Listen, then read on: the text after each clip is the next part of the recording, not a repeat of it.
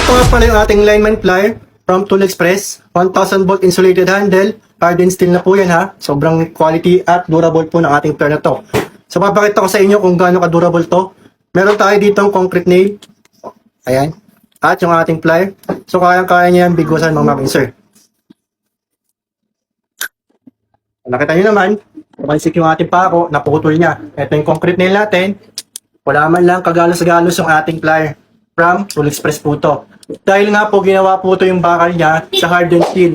Sobrang tigas na po nung kanyang bakal.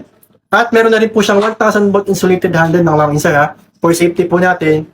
At 30% labor saving na rin po itong plier na to pag ito yung gamit natin. Dahil ginawa po siya at nakadesign po siya para mapabilis ang ating trabaho. Kaya sa mga gusto mag-invest ng ganitong plier at naghahanap ng ganitong plier na heavy duty at 1000 volt insulated handle, available po sa yellow basket natin mga sir. Pwede na kayo mag-check out.